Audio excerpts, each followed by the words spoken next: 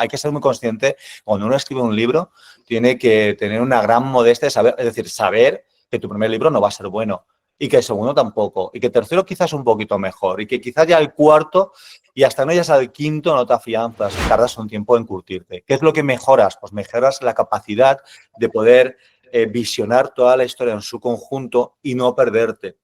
Mejoras en la capacidad de poder tener esa habilidad de contar con un lenguaje sencillo. Un autor amateur tiende a escribir demasiado retorcido en el lenguaje porque quiere como impresionar.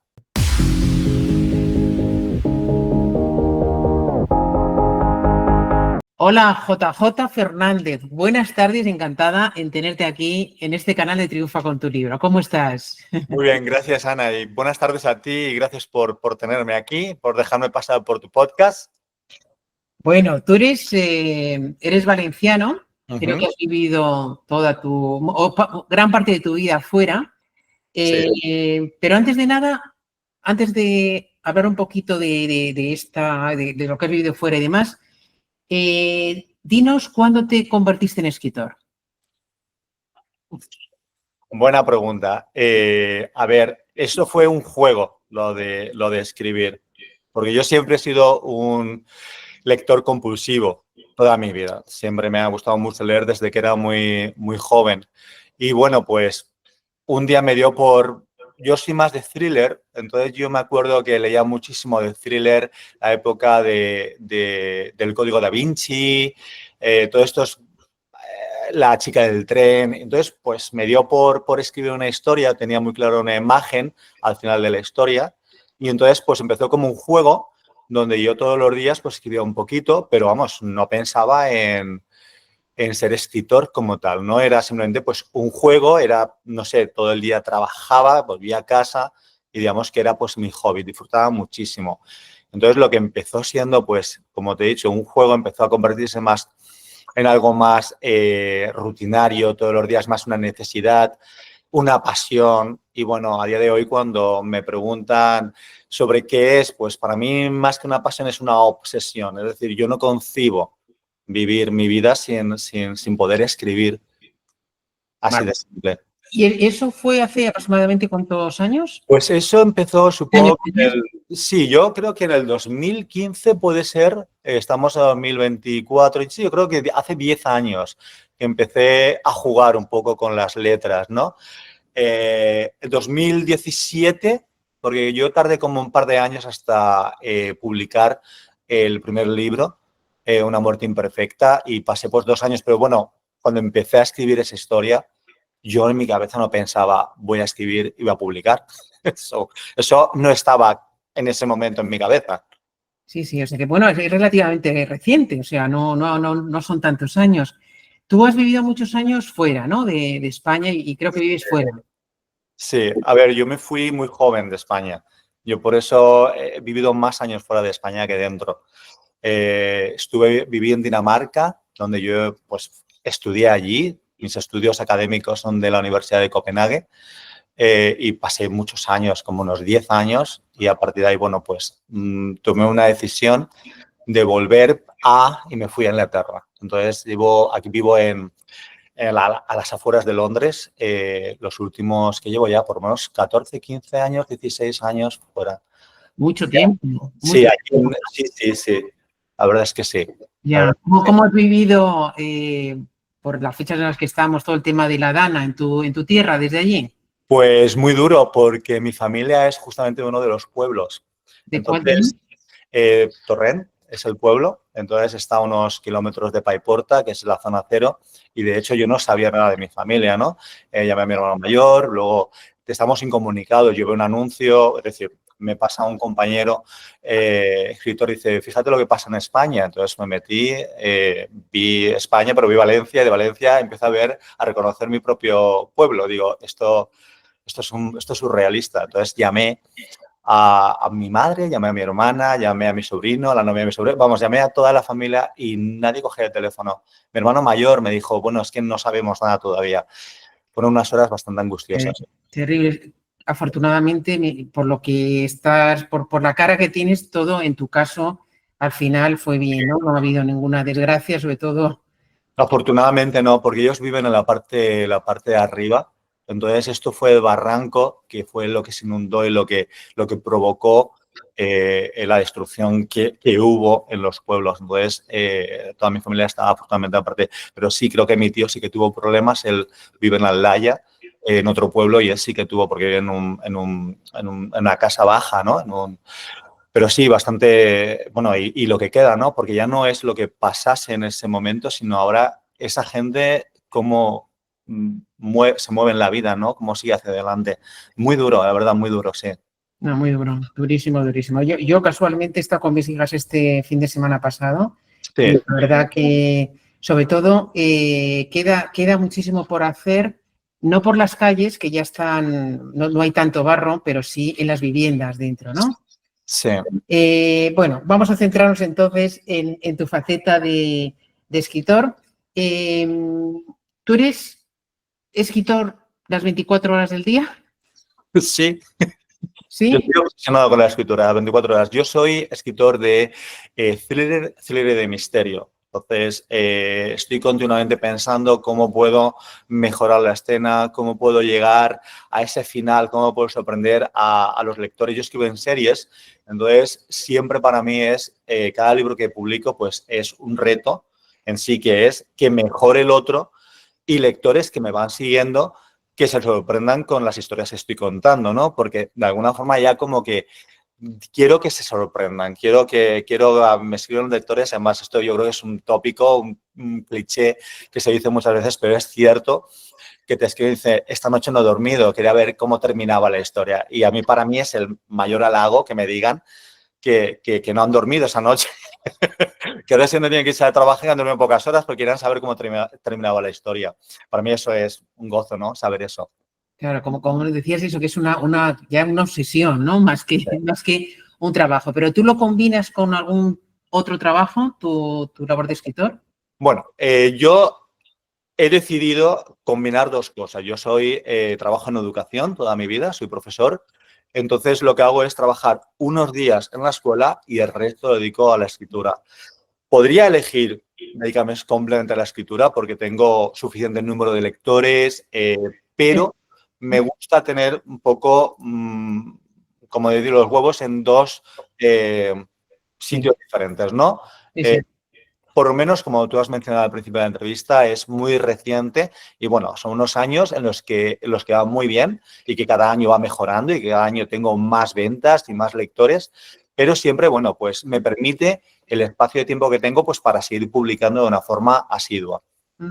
El hecho de haber vivido fuera y ahora vivir en Londres, que parece como que en general los anglosajones, no sé los daneses, pero los anglosajones siempre van por delante nuestro, ¿no? Sí. Por lo menos a nivel, no sé si de contenido, ¿no? De historias, de lo que es historias que enganchen y que tus lectores no puedan dormir porque se tiene que acabar el libro, pero sí en cuanto a marketing y promoción, ¿no? Sí. El hecho además que tú además seguramente domines el inglés perfectamente, Uh-huh. ¿eso te ha facilitado el acceso a un conocimiento de cómo promocionar tus obras que a lo mejor el resto de los mortales españoles que no dominan tanto la lengua, pues les cuesta un poquito más? Sí, a ver, es cierto lo que dices.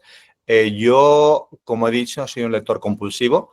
Entonces, todo lo que durante unos años en los que estaba un poco atascado con la publicación, yo leía todo lo que caía en mis manos sobre escritura, sobre marketing, sobre promoción. Es decir, te pueden decir mis compañeros, gente muy conocida, que cuando nos sentamos a hablar me van a preguntar, ¿has leído este libro? ¿Qué opinas del otro libro? Porque realmente, y lo digo de una forma muy modesta, he leído docenas y creo que cientos de libros sobre escritura, promoción. Es decir, tengo unos grandes conocimientos de cómo se hace. Y de hecho, justamente, como tú has dicho, el hecho de que sí, yo hablo el inglés perfectamente y he bebido de todo lo que es este movimiento de autopublicados del mundo anglosajón. Conocía todo lo que hay. Yo creo que por lo menos el 80% seguro que lo he leído y que han caído en mis manos en algún momento de estos años. Imagino que te lo has puesto en práctica, claro. Lo he puesto en práctica, por supuesto que sí. Y así te va también de bien, ¿no? Tú has sido, bueno, si las tienes contadas, Sí. ¿cuántas obras, cuántos libros tienes publicados? A ver, yo tengo publicado un libro independiente que es Una muerte imperfecta, que es un thriller psicológico con el que lo publiqué y fue como un boom. Y luego pasó unos años hasta que empecé a publicar otra vez y tengo una serie, Crímenes Imperceptibles, que son 4 libros en este momento. Está ahora mismo a puntito de salir un quinto y luego tengo también, aparte, ya tengo el manuscrito escrito de un libro que es otra serie que quiero empezar, pero aunque está terminado, por motivos de marketing, como tú has mencionado, prefiero esperarme un poquito al año que viene, en el mes de abril, Pascua, lanzarlo. Y mientras, antes que eso, lanzar el quinto de la serie de Crímenes Imperceptibles, que ya está terminado. Tienes un timing ahí que tiene todo el sentido por motivos de marketing, entiendo. Sí. Vale, ahora nos contarás un poco, pero ¿por qué? O sea, el primer libro que publicaste fue bien. Pues eso es lo curioso. Como te comentaba, Una muerte imperfecta es, bueno, es un libro que es un thriller psicológico, es un poco La chica del tren, es una mujer que es inglesa, la historia pasa en el sur de Inglaterra, es en la voz de ella, es una mujer con una crisis marital, con una menopausia prematura, pasa durante 6 días o 7 días en el 2006, ambientado en esa época.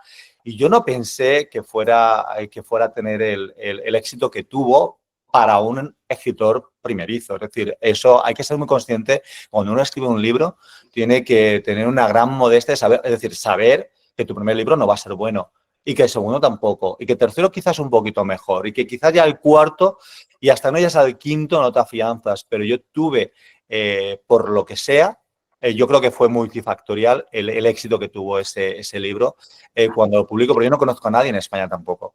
Yo publico La muerte imperfecta y al cabo del mes no pasa nada, ni al siguiente. Pero empezó eso a duplicarse, cuadruplicarse y llegó a miles de copias en los primeros meses. Y sí, es cierto, toqué todos los palos del marketing, pero no te puedo decir, fue justamente esto exactamente lo que pasó. Creo que el éxito no solamente se debe siempre a un factor, se debe a una combinación de factores que hacen que el libro tenga un éxito. Pero en una reflexión, tampoco, es decir, fue muy bonito esa experiencia. Creo que no es una experiencia normal en un escritor que autopublica, pero sentí que, bueno, por mucho que me leyeran ese libro, yo no tenía ningún catálogo, es decir, no iban a ir a otro libro. Entonces, de poco me sirvió esa visibilidad y esas cientos de ventas que tuve en esos meses, de muy poco realmente. Y me bloqueó bastante, ¿no? Porque pensé, bueno, ahora lo siguiente, tengo que estar a la altura de lo que me acaba de pasar. Y entonces, digamos que ese bloqueo fue lo que me hizo obsesionarme, porque yo vengo de un bagaje académico, de querer leer y aprender y mejorar. Entonces, digamos, de alguna forma, en más de conciencia de no escribir, lo justificaba con leer y leer y leer. Leyendo, seguir aprendiendo, sí. Exacto. Sí. Eso es muy síndrome del impostor, ¿eh? Y yo lo he visto en muchos autores, bueno, sobre todo en no ficción, que gente que sabe muchísimo lo suyo y que dice, no, es que todavía tengo que seguir leyendo y tal. Digo, bloqueo. Aquí hay un bloqueo. Sí. ¿Y cómo explicas ese bloqueo? ¿Qué tipo de bloqueo? ¿Es que miedo al éxito, puede ser? Pues ¿O a no estar a la altura? ¿O cómo lo explicarías tú? yo creo que si el primer libro no hubiera ido bien, ¿Sí? yo hubiera tenido miedo de seguir escribiendo un segundo y un tercero, porque era un juego. Sí. A mí, el que hubiera habido tantos, porque ten en cuenta que para mí no sabía gestionarlo. Es decir, yo abría mi cuenta de KDP y me veía que había tenido 30 ventas y era mitad de mañana. Es decir, era algo que no lo entendía. Es cierto que hubo la época de confinamiento, que esto también me ayudó porque la gente se quedaba en casa leyendo. Pero claro, yo no sabía cómo gestionar eso. Entonces digo, bueno, ¿qué es lo que he hecho que a la gente le gusta? Claro, hay que ponerlo en contexto, ¿no? Estamos hablando de un escritor autopublicado que no lo conoce nadie. Claro, si es un escritor ya conocido, pues ese número para él no es, pero para mí sí que lo era. Es decir, encontrarme con que era 4 veces más de lo que vendía el mes anterior, de que tocaba ya 1000 copias y el mes aún no había terminado. Es decir, son números muy grandes para alguien que yo no me conoce nadie, no tengo ni página de autor. ¿Y ahora qué hago? Entonces, claro, pues tengo que hacer algo mejor de lo que he hecho. Pero yo no sabía lo que había hecho. Entonces había que prepararse a fondo, es decir, yo me sentía como que tenía que estar preparado 100%, y eso significa que tenía que leer. Me acuerdo que preparaba la serie de Crímenes Imperceptibles o la pincelaba y me pasaba y podía estar a lo mejor una semana llenando un par de libros, 2, 3 libros, de todo, de cómo empezar el primer capítulo, de cómo crear la trama, de cómo hacer esto, cómo hacer lo otro. Y eso me sirvió de poco realmente hasta que uno dice, ya hasta aquí me tiro a la piscina. Pero, ¿y no hiciste también una reflexión de qué te podía haber funcionado en el primero? Sí, sí. Me funcionó bastantes cosas que creo que no. Es decir, una de las cosas fue la portada. Aunque se dice, no juzgues a un libro por la portada. La portada en esa época, te estoy hablando del 2010 2020. En esa época, portadas de autopublicados españoles que fueran buenas, que realmente impactaran, no había muchas. Y creo que mi portada sí que impactó en su momento y sí es una portada muy bonita. A día de hoy, ya incluso con la inteligencia artificial, puedes crear portadas espectaculares. En esa época no estaba el querer invertir dinero, porque a mí me costaba la portada $250. La pedí exclusiva. Yo quería pagar a alguien que quería que me lo hiciera exactamente la imagen que yo tenía en mi cabeza. Y eso es. Vamos a ir compartiendo eso para que vean la portada. Los que nos lo ven por YouTube. Esta es la que encargaste, ¿no? Sí, esta es la que encargué. Hiciste bien para estar seguro de tener una buena portada, ¿no? Sí. Esa es. Muy sugerente, desde luego. Sí, una muerte imperfecta. Porque de hecho es esa la historia. Se cree que es un asesinato, se cree que es una muerte natural, pero no es ni una cosa ni la otra. Y con eso se jugaba con esa historia. Y era una época también, si te das cuenta, reseñas tiene como un 3,6, puede ser, está bastante bajo, ¿Sí? pero sigue vendiendo. Es decir, es un libro que todos los meses me reporta beneficios y ha pasado ya años, ¿no? Y es un libro, bueno, que tiene ya 4 años el libro. Claro. Es cierto lo que dices tú, que antes no había tantas portadas. Ahora yo creo que es muy consciente el escritor de lo importante que es la portada. Y las portadas se parecen mucho, pero será porque funcionan. Sí. Los escritores de thriller, ¿no? Son portadas bastante parecidas. Sí, pero por eso tienes que buscar lo que yo llamo el concepto bueno, yo no le llamo el concepto, pero existe, que es la vaca púrpura, ¿no? Que es crear algo que es lo mismo, pero diferente.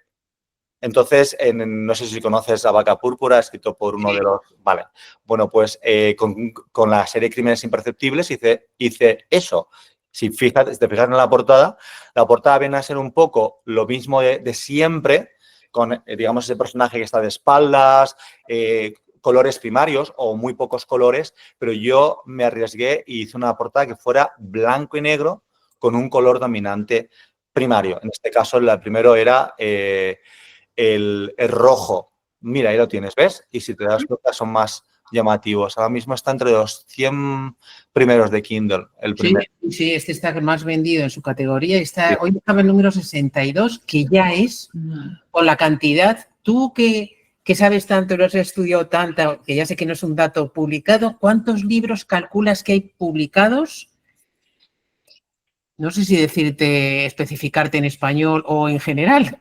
Pues no lo sé. Sí que sé que para el premio de Amazon, en el que yo participé, quedé finalista. Sí, finalista con Un crimen pasional, aquí está. Ahí está con el sello Un crimen pasional. Por lo menos más de 3.000. Más de 3.000. Fíjate en la portada como. Más de 3.000. Sí. Pero libros habrá muchos más. Hombre, libros habrá muchísimos más. Habrá 1 millón en español, fijo. Esto con datos de hace tiempo. Sí. Que haber mucho más, sí. Claro, hombre, tiene que tener muchas cosas, la portada, la sinopsis, la historia. Bueno, También los lectores están muy sesgados con lo que buscan. Si te das cuenta, yo sé por anuncios de Facebook que el 70% de los que me leen son mujeres. Entonces, si partimos un poco y hacemos un cálculo, podemos decir que, es decir, si pensamos que estamos sesgados a la hora de leerse un libro, yo cuando me hago un libro y leo que el protagonista es mujer, si soy mujer, me voy a ir más para una mujer detective que a un hombre detective, creo yo. Entonces, 70% son mujeres, aunque mi protagonista en Crímenes Imperceptibles es un hombre.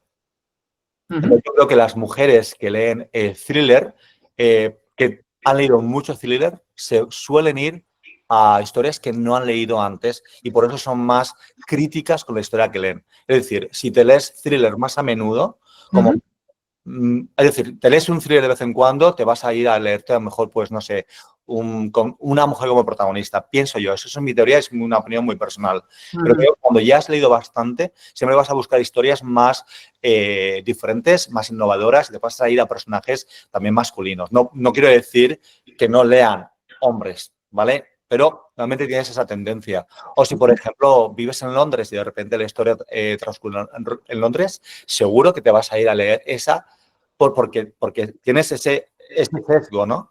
Claro, claro, claro. Te has dicho que con el primer libro es muy difícil, aunque en tu caso fue una excepción, triunfar. Tienes que escribir el segundo, el tercero y que el primero no va a ser tan bueno y hasta el tercero más adelante no has mejorado, ¿no? ¿A qué mejoras te refieres? Ya has hablado de algo, ¿no? Tú te has adecuado de alguna forma a tu público lector, que la mayoría son mujeres, entonces dices, bueno, pues un personaje femenino, por ejemplo, pero Sí. ¿qué más cosas piensas tú qué ingredientes tiene que tener ese libro, si quieres una novela, un thriller o una novela en general, para ser una buena novela? A ver, son dos cosas diferentes, creo yo, que hay que matizar. Primero, cuando he dicho que un libro hasta llegas al tercero no mejoras, es decir, no lo digo yo, hay grandes autores como Alan Cohen que lo mencionan, no sé si lo conoces, que hasta no llegas a un tercero o un cuarto no vas mejorando. Eso no significa que hayan casos como matar, ¿cómo se llama este libro? Que es cómo matar a un ruiseñor, que fue el primer libro y fue un bombazo. Hay excepciones en la historia de la literatura, ¿no? Y muchos libros que son primerizos que son buenos, pero normalmente tardas un tiempo en curtirte. ¿Qué es lo que mejoras? Pues mejoras la capacidad de poder visionar toda la historia en su conjunto y no perderte. Mejoras en la capacidad de poder tener esa habilidad de contar con un lenguaje sencillo. Muchas veces, si te das cuenta, por ejemplo, pianistas, porque yo vengo también de la música. Tú tienes a dos pianistas, ¿no? Los sientas en un piano, uno tiene muchísima experiencia y el otro no, pero conoce unos cuantos acordes y sabe un poquito parecer como que toca, ¿no? Sí. Yo te digo a ti que gente que ya tiene experiencia como yo van a leer el libro y van a decir, este sí que es bueno y este no. Sí. Un autor amateur tiende a escribir demasiado pompástico, no sé si tiene esa palabra, demasiado retorcido en el lenguaje porque quiere como impresionar. Yo, por ejemplo, me gusta mucho escribir con un lenguaje tremendamente sencillo. Y justamente porque el lenguaje es tremendamente sencillo, es muy difícil de poder crear. Porque lo que tú quieres crear, yo cuando escribo intento crear que yo no exista, es decir, que el lector esté sentado viendo una película y que haya un lenguaje tan sencillo que ni siquiera lo note y que vaya viendo la historia. Si tú le metes palabras demasiado raras o giros demasiado raros porque tú quieres impresionarlo, lo que hace es que lo quitas de la historia. Entonces, eso te da la seguridad de haber escrito unos cuantos y saber que lo que estás escribiendo es bueno. Entonces, uno que está empezando le cuesta mucho más. No sé si he explicado. El lenguaje sencillo, que no se te escape, o sea, que ninguna trama quede por ahí suelta, ¿no? Que a lo mejor es complicado, ¿no? En un thriller. A ver, depende de lo que tú quieras hacer. En thriller, por ejemplo, el tipo de thriller que yo hago es las historias son extremadamente retorcidas, pero con un lenguaje muy sencillo. Porque lo que yo quiero es, mis historias siempre hay una desaparición, Jerónimo va buscando a alguien, cada vez que va buscando en cada historia, está más relacionado con su propia historia del pasado, ¿no? Entonces, todo los giros que vas creando en el lugar adecuado, en el momento adecuado y de la forma adecuada, eso te lo da tablas. Eso te lo da tablas y haber leído muchísimo y haber estudiado muchísimo. Vale, y haber, sí, vale, y haber leído mucho, ¿no? Sí. Vamos a ver un poquito, voy a saltar, y a lo mejor vuelvo a la parte más de escritura, pero algo que quería preguntarte, tú como experto y seguro que habrás leído muchísimo y yo ahí tengo mis dudas en Amazon, Sí. ¿es adecuado hacer preventa en los libros? Sí, es esencial hacer preventa en los libros. Esencial hacer ¿Sí? preventa. Sí. Hombre, si tienes claro que vas a hacer una serie, debes hacer una preventa. ¿Por qué? Por varias razones. Primero, porque ya tienes la compra hecha.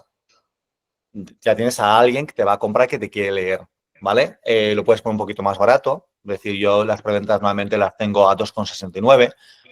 Es un regalo al lector. Y luego Amazon también avisa a los que han comprado el libro, bueno, lo tienen en preventa, ¿no? Creo que son 10 o 12 días antes. Entonces es como una especie de... Puedes tener hasta 90 días antes la preventa. No, hasta un año. ¿Hasta un año puedes tener en preventa? ¿Tanto? Sí, señor, sí. Mis preventas son de un año. Es decir, Un año. a un año, pero salen antes. Pero están ahí. Es decir, la gente si le gusta, porque puede también olvidarse de ti. Entonces, tienen el libro y Amazon les va a recordar que existes, que este libro llega. Sí. Pero yo hoy tengo una duda, JJ, que es la siguiente. Vale, yo creo que en otras plataformas que cada vez se utilizan menos por lo que es Amazon, está muy bien la preventa porque cuando sale el libro, Sí. o sea, la venta se produce el día que se publica el libro y se tira del algoritmo de Google o de Apple o donde esté el libro. Pero yo tengo mis dudas de que eso ocurra en Amazon. Me da la impresión de que, digamos, la venta no la acumula, aunque sí que se produce, o sea, porque el libro se entrega, que es diferente, ¿no? Pero la venta, el pago, como se ha producido antes, ahí lo que haces es dispersas la potencia de una compra conjunta un mismo día, ¿no? ¿O no? ¿Cuál es tu experiencia en esto? Lo que estás diciendo es totalmente correcto y lógico. Lo que pasa es que así no se juega en Amazon. Es decir, en Amazon se juega de la siguiente forma. Tú puedes, ya con tu audiencia y con gente que te quiere leer, dices, bueno, vamos a ver, yo voy a publicar el libro tal día, no se lo digo a nadie, y cuando llega el día digo, mira, comprar el libro. Van a haber cientos de personas que posiblemente, si no ese día, el siguiente, van a comprarte el libro. Pero tú tienes ahí un problema. Porque igual que subes, con la misma rapidez con la que subes, es con la misma rapidez con la que bajas. A ti eso no te interesa. A ti lo que te interesa es mantenerte en la ola. De esa forma, con las preventas, tú siempre vas a tener gente, porque la preventa siempre viene de que se han leído un libro anteriormente. Ese libro ya está comprado. Ahí ya el algoritmo está funcionando, está viendo que... Tiene todo el sentido en la serie, como tú decías. Sí. Claro. Porque tú la preventa la avisas también a tus seguidores o no. ¿O solamente le avisas cuando el libro se publica?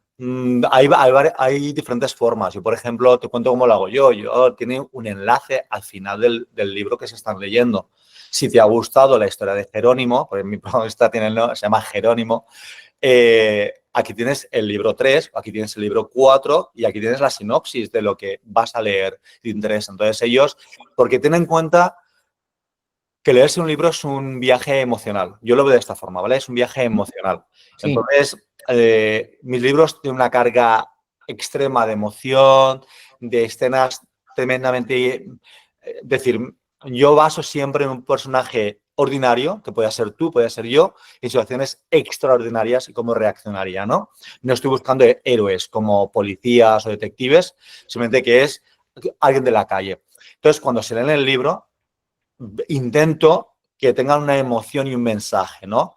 Y cuando eso pasa, pienso yo, la compra se hace el 80% de las veces es emocional. Te ha encantado, quiero saber más. Entonces, clicas y lo compras. Clicas al siguiente libro que está publicado ya. Exacto, que está en preventa. Que está en preventa, pero o sea que no está todavía, no lo pueden leer.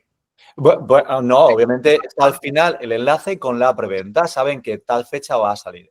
Pero yo con mi comunidad de lectores, yo tengo un trato muy personal con ellos. Ellos me pueden escribir y conozco muchas cosas y me cuentan cosas muy personales.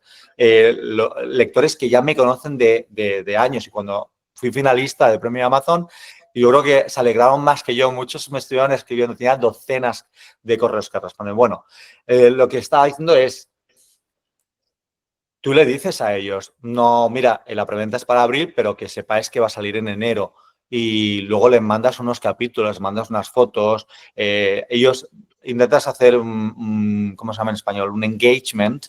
Ellos entren contigo en el mundo que estás escribiendo. ¿Y cómo has ido construyendo esa audiencia?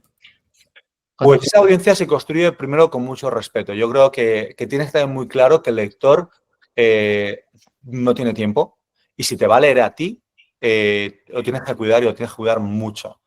Y si te manda un correo, tú le respondes al correo, pero no gracias. Es decir, si te escribe algo o es un correo largo, te involucras. Es decir, si no te gusta, no lo hagas. A mí es que me gusta mucho. Entonces, a mí no me importa. Entonces, yo tengo todos los viernes, por ejemplo, le dedico unas cuantas horas a responder correos. Hay semanas que no tengo muchos y otras que tengo demasiados. Entonces, depende. Una vez a la semana, los viernes. Sí, bueno, en mi caso son los viernes más que nada porque los viernes es cuando yo saco mi correo semanal. Tengo una lista de correo y yo los viernes les mando. Creo que las últimas semanas no lo he estado haciendo, pero llevo un año entero contando siempre pues un poco sobre mi vida en Londres, viajes que hago, dónde voy, algunas fotos que les mando. Y de esa forma, bueno, vas cultivando esta tribu.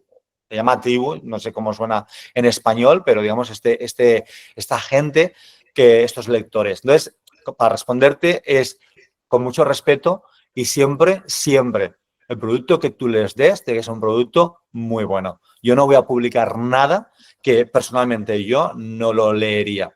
Yo escribo lo que a mí me gustaría leer y yo soy muy exigente cuando yo leo libros. Si no me gusta, me leo otro. Tienes también una gran comunidad en Facebook, ¿no? No sé si utilizas alguna otra red social.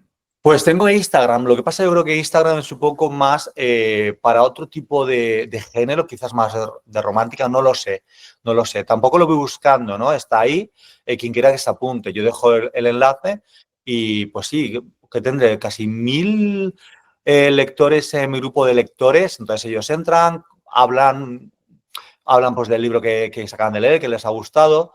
A veces hago vídeos también, vídeos cortos, contándoles un poquito cómo va la marcha. Tampoco me obsesiona mucho porque creo que el lector va a venir cuando tenga que venir. Y no soy de tener que estar todos los días machacando con un vídeo. Si hay una promoción, se machaca esos 2 o 3 días y ya se les deja al lector, porque a mí tampoco me gustaría que me agobiaran con tanta promoción. Si hay algo importante, se lo cuentas. Mira, cuando me dieron me llamaban por teléfono y me dijeron, eres finalista del premio Amazon, a mí me dijeron, no se lo digas a nadie. Bueno, pues hice un vídeo que a las 3 de la madrugada hablando con mi lector, diciendo lo emocionado que estaba y que este vídeo saldría cuando yo pudiera decírselo a ellos, ¿no? Qué bueno. Cosas importantes, ¿no? Y que conecta mucho con tu lector, por supuesto. Claro, Quieres claro. saber de ti y todas estas cosas que le hará muchísima ilusión. Claro, pero tienes que hacerlo siempre desde la naturalidad de que tú quieres hacerlo y te apetece. Si no me apetece, no lo voy a hacer. Eso todo claro. Perfecto. Y tú que dominas tanto el inglés, creo que solamente tienes un libro traducido, bueno, traducido, ¿no? ¿Lo habrás escrito tú mismo al inglés o cómo? El amor de imperfecta al inglés, eso sí, hice yo la traducción, pero eso hace ya muchos años. Porque claro, ten en cuenta que en esa época el amor de imperfecta era un boom para mí. Tenía tanto, digo, bueno, pues con lo que he ganado lo voy a invertir en una traducción. Entonces lo traduje yo y luego lo pasé a 2 editoras. Pero claro, la problemática que yo tuve es que la protagonista era británica. Entonces, la construcción de diálogos en inglés británico y en inglés americano es diferente. Sí. También la jerga, ¿no? No es lo mismo en español de España o de México. Entonces, y son más caros, ¿no? Su trabajo es más caro. ¿Pero cómo hiciste? ¿Hiciste, digamos, la versión británica o una mezcla? Claro, yo es que hablo inglés británico. No, te digo porque imagino que a nivel de traducción en general hay mucho más público americano. Claro, pero el problema que tenía es que mi protagonista es inglesa. Sí, pero no sé si a lo mejor el resto, o sea, cuando eran diálogos era británico, no, es que no sé si, y el resto era un inglés americano, o sea, británico en las conversaciones y americano en el resto de las descripciones o lo que fueran. No es posible, porque tú imagínate que la protagonista es española y le pides a un mexicano que te lo haga en mexicano. Queda un poco extraño que siendo de Alicante hablará como un mexicano y la historia se contará como si fuese... Cuando digo mexicano, me refiero pues a jerga que no se utiliza, pues no sé, el metro, se dice de dos formas diferentes. En americano se dice subway, en inglés se dice tube. Entonces, eso contrastaría mucho con una protagonista que ellos en su cabeza es del sur de Inglaterra. Era muy raro. Sí. ¿Y cuál ha sido tu experiencia y por qué no te has animado a traducir más tus libros al inglés? Pues mira... Por cuestión de coste, porque, bueno, a lo mejor en tu caso es una revisión lo que se puede hacer más que una traducción de cero, ¿no? Sí, pero si volvemos al principio, cuando estábamos hablando de marketing, es mucho más caro hacer un marketing en Estados Unidos, porque ya de por sí la puja en los anuncios de Amazon es muchísimo más cara. Entonces, llegar al público en Estados Unidos es muy difícil, pero si llegas, puedes ganar mucho. Pero yo no he estado preparado para eso. Yo tengo traducido al francés, va a salir también al italiano, mi serie. Tengo ya en Francia ha salido el primero de la serie y está haciendo muy buena acogida. Pero en Francia te pasa lo mismo, que no tienes audiencia, no tienes... Pero bueno, se va poco a poco trabajando. Yo creo que... Menos competencia, es más... ¿no? Hay Bueno, menos competencia. ¿Por qué en francés y no en inglés? Pues porque yo creo que tiene algo de menos competencia que tiene... porque regla de tres, ¿cuántos americanos vienen a España con libros traducidos al español que están en las listas de Amazon? Ya te lo está diciendo, ¿no? Nos venimos para acá porque es otro mercado. Sí. Entonces, de esa forma, cuando haces matemáticas, dices, ¿qué coste me va a tener a mí subir un libro traducido al francés y meterle dinero, por ejemplo, en Amazon para hacer anuncios o en Facebook? La puja en Facebook está a tira de precio en Francia y en España. Compararla con la puja que tiene en Estados Unidos, es mucho más caro. Entonces, claro, si vas a invertir 4 veces más para el mismo resultado, me quedo en Europa. Entiendo que tú haces campañas de Amazon Ads y de Facebook para tus libros. Sí, también hago. ¿Qué te funciona mejor, Amazon o Facebook? Yo creo que las dos tienen sus cosas buenas y sus cosas malas, pero yo creo que sería un error quitar una y elegir la otra. Yo creo que si estás empezando así, obviamente, métete en una, apréndela bien, gasta dinero para ver cómo funcionan las cosas, pero yo creo que las dos complementan. Complementan de tal forma que tú recoges gente de Facebook, ¿vale? Entonces la gente de Facebook, tú tienes el enlace y se va el primero de la serie. Puede ser que no lo compre, pero ya lo ha visto. Con los anuncios de Amazon, lo que haces es que también el algoritmo de Amazon va recogiendo gente que también ha estado, digamos, no sé si la palabra es correcta, pero pulular, no sé, como volar alrededor de tu página de compra, ¿no? Entonces, de alguna forma, se van complementando las dos. Entonces, siempre es bueno tener, pues, un complemento y gastar un poco más o menos a la mitad de cada una. Yo sé que a mí me funciona muy bien Facebook porque me funciona bien Amazon. Y cuando me funciona bien Amazon, me funciona bien Facebook. Es decir, son las dos, se complementan muy, muy bien. Y quizá es interesante Facebook porque tienes series, pero si tuvieras libros individuales a lo mejor ya no sería tan rentable. ¿O cómo lo ves tú, JJ? Depende también del género, ¿no? Porque depende de lo que tú quieras. Claro, yo te hablo siempre desde el thriller. Yo no sé libros que puedan ser, por ejemplo, de no ficción. Es decir, ahí ya tienes que tener... Todo hay que medirlo. Tú no puedes meter el marketing de una cosa y meterlo en la caja y decirlo, esto se aplica a todos. ¿Vale? ¿Y tienes una idea de qué ventas pueden provenir en tu caso de la publicidad y cuáles de venta orgánica? Eso es muy difícil de medir, es muy difícil de medir, porque esto es como, yo lo digo como tomarte vitaminas. Dice, si me tomo vitaminas o no me las tomo. te las vas a tomar. No sabes hasta qué punto tiene un efecto. Obviamente, los anuncios de Facebook y de Amazon tienen un efecto. ¿Sueñas con ser el próximo bestseller? Desde Triunfa con tu libro, transformamos tus palabras en éxito de ventas. ¿Estás listo para escribir tu libro? Nosotros te guiamos paso a paso. Y cuando tu manuscrito esté listo para conquistar el mundo, ¡boom! Editatulibro.net entra en juego. Con el mejor equipo de profesionales editoriales, tu obra brillará como nunca. Correctores, maquetadores, portadistas, editores y publicistas a tu disposición.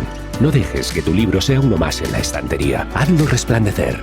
Con Triunfa con tu libro y editatulibro.net, tú eres el próximo autor revelación.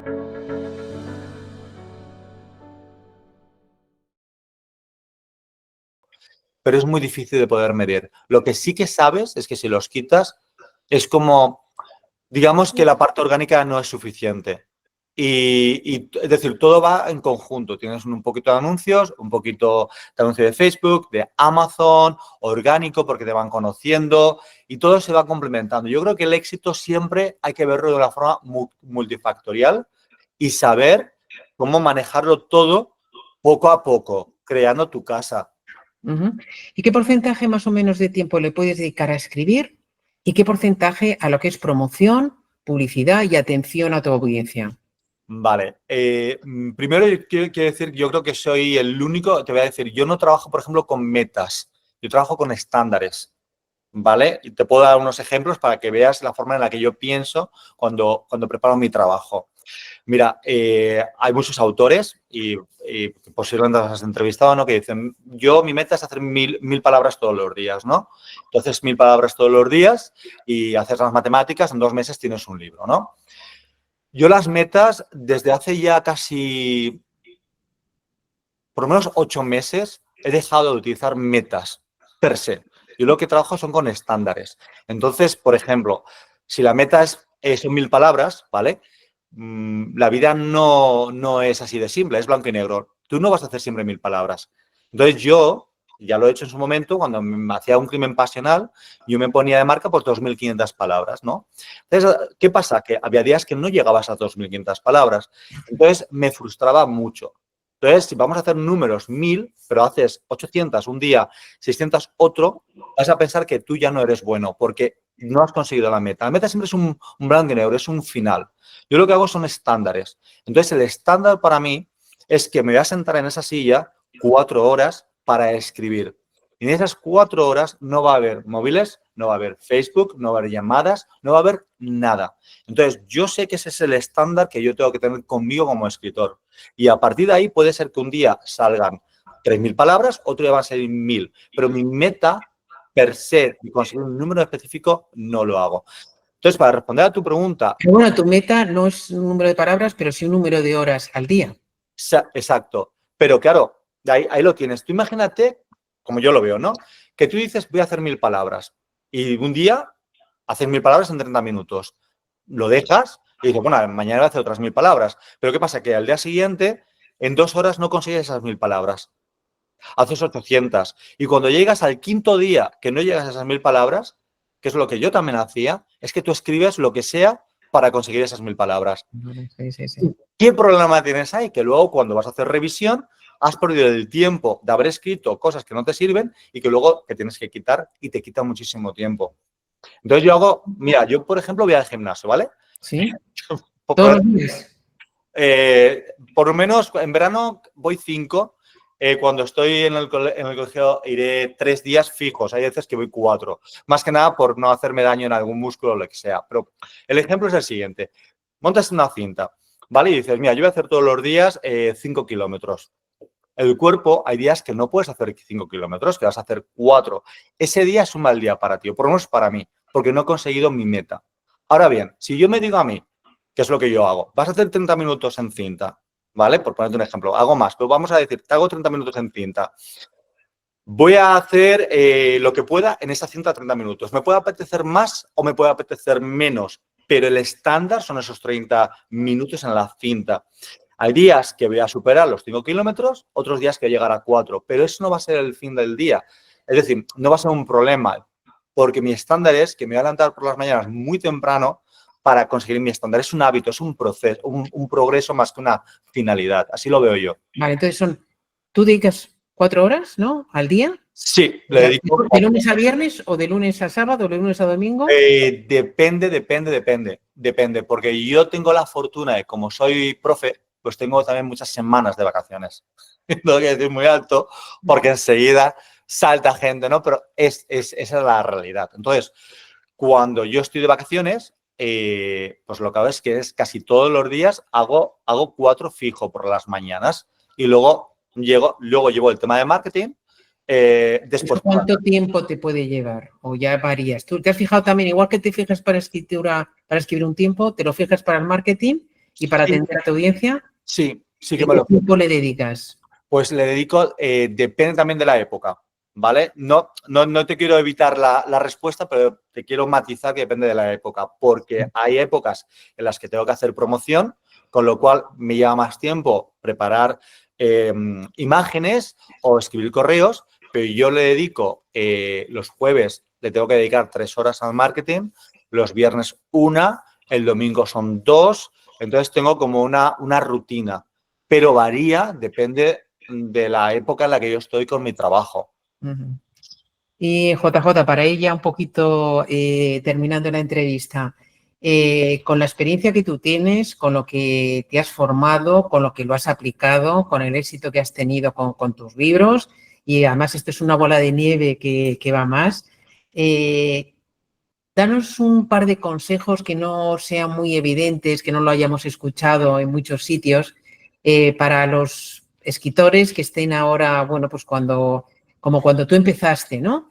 Y que no saben por dónde tirar. Sobre todo vamos a hablar a nivel de promoción y marketing. ¿Qué consejos les darías?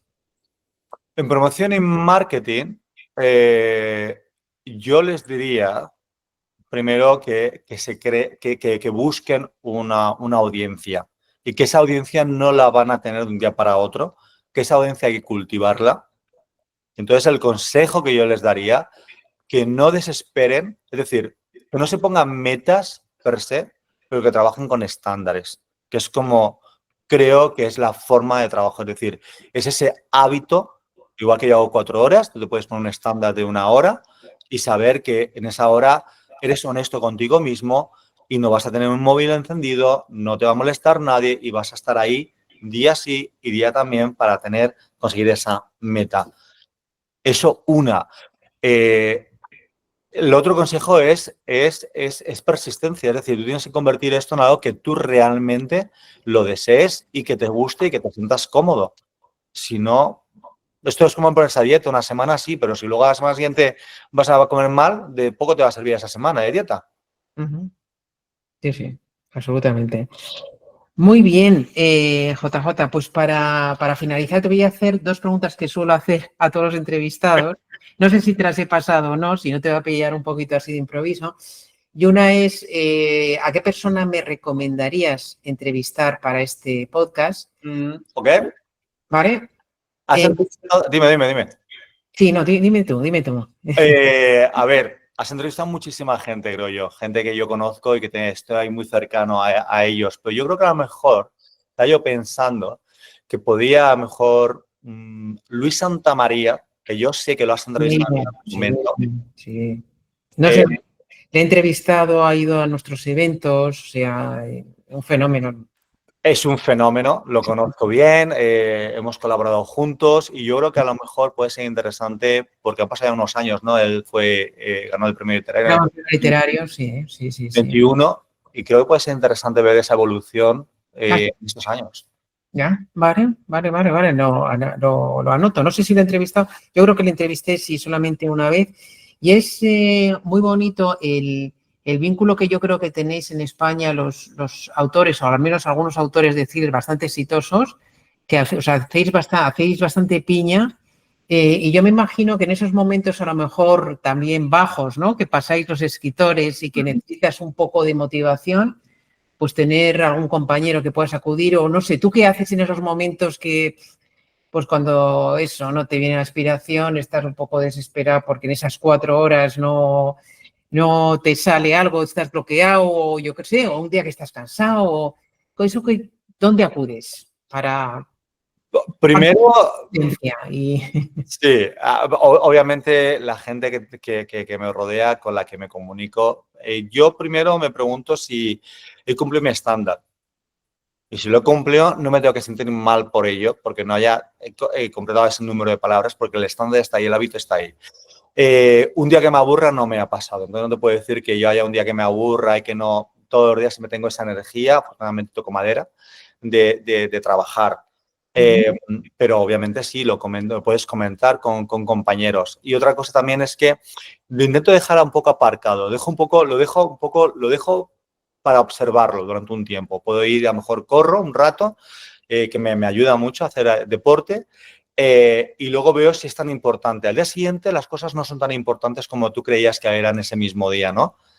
Y luego también soy una persona muy emocional. La gente que está a mi alrededor mío, gente como Pablo Poveda, como Luis Santamaría, como Luis David Pérez, como Alberto Meneses, saben que yo a veces tengo un temperamento. ¡Ay! Duro 5 minutos, luego se me pasa y continúo trabajando porque es lo que me gusta. Qué bueno.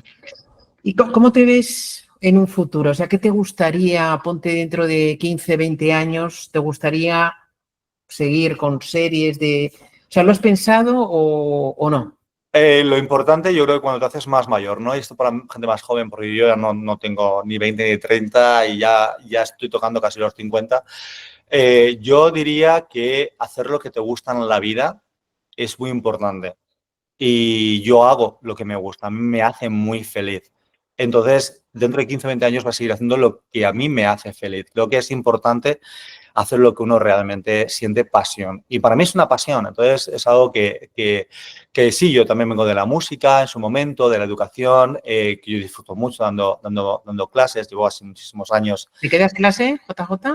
Pues, a ver, daba clase de español y de alemán, pero alemán, por favor, no me hagáis, no digo nada en alemán, pero soy profesor de español aquí en secundaria. Perfecto. ¿Y cuál sería tu libro favorito, JJ? A ver, hay un libro favorito, pero no tiene nada que ver con escritura como tal, pero lo leí y me marcó muchísimo, no sé si porque fue no sé por qué realmente, pero fue un libro que cayó en mis manos como tal y no me acuerdo del autor, más pillado así, pero me acuerdo, lo leí en inglés y creo que se hizo una película en su momento, creo que es algo así como lo que traen los sueños. What Dreams May Come, I think, I'm not sure. No estoy seguro, pero te lo podría buscar. Robin Williams, el actor, hizo la película en el 98. Creo que Es thriller, es thriller. no es un thriller. No. Es una historia preciosa de un hombre que muere su hijo, su hija, su mujer. Es una especie de búsqueda en los infiernos. El autor es americano y era una historia de amor realmente, pero muy, muy extraño para mí porque no leo romántica para nada. Pero fue escrito en el 77, creo, es decir, un libro viejo y muy corto. Me dio por leerlo y dije, me impactó de una forma extrema los diálogos y la forma en que estaba construido. Bueno, los thrillers también a veces tienen un poquito de romántica, ¿no? Hombre, claro, es que si no, es que yo por lo menos los míos tienen que tener algo de romántica. Es que la romántica y el thriller van mucho unido mano a mano. Entonces, un thriller para que sea bueno, pienso yo, tiene que haber algo de sentimiento y el sentimiento tiene que ver con la romántica. Perfecto, JJ, pues muchísimas gracias por haber estado en este canal de Triunfa. Que sigas con tus éxitos, que sigas con tu pasión y haciendo lo que te gusta. Bueno, Ana, y gracias a ti por invitarme, me lo he pasado muy bien. Te mando un fuerte abrazo. Muchísimas gracias. Muchísimas gracias, JJ. Adiós, chao.